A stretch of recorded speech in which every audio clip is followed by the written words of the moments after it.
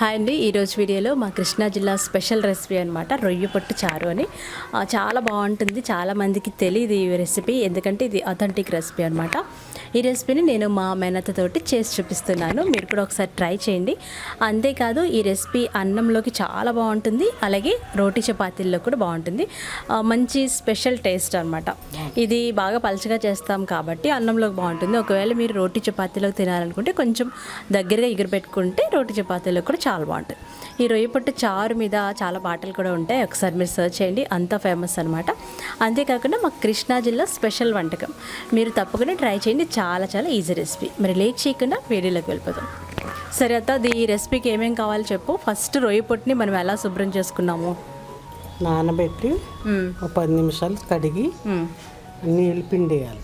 నీళ్ళు పిండేసినాక అప్పుడు మనం గట్టిగా పిండి పక్కన పెట్టుకోవాలి.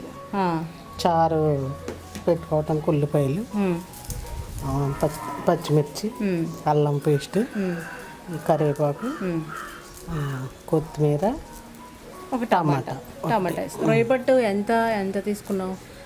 గుప్పెడా? ఒక గుప్పుడు రొయ్యపొట్టుకి. ఓకే. చింతపండు వేయరా? ఇందులో చింతపండు వేస్తారా? కొంచెం లాస్ట్లో కదా. సరే, లాస్ట్లో వేసుకోవాలి. సరే, మరి ఈ వంట నీకు ఎవరు నేర్పారు? నాయనమ్మ. మా నాయనమ్మ అనమాట, అంటే మా అత్త వాళ్ళ అమ్మ. సరే, మరి లేట్ చేయకుండా రెసిపీలోకి వెళ్దాం. రొయ్యపొట్టు అంటే ఇలా ఉంటుందన్నమాట. ఎండు రొయ్యల్లో చిన్న చిన్నగా ఉంటుంది, వాటిని పొట్టు అంటారు. ఇది ఎక్కువ రేటేనండి, తక్కువ రేట్ ఏం కాదు. టేస్ట్ మాత్రం అదిరిపోతుంది. దొరికితే తప్పకుండా ట్రై చేయండి. ఇది ఒక గుప్పెడు తీసుకొని మనం శుభ్రంగా కడిగేసి నానబెట్టుకొని 10 నిమిషాల తర్వాత పిండేయాలన్నమాట. దీన్ని మనం ఒక 4-5 టేబుల్ స్పూన్ల నూనెలో వేసి లో ఫ్లేమ్లో 5 నిమిషాల వరకు మనం వేయించుకోవాలి. ఇది బాగా వేగిన తర్వాత కట్ చేసుకున్న ఒక ఉల్లిపాయ, 4-5 పచ్చిమిర్చి వేసుకొని వేయించాలి.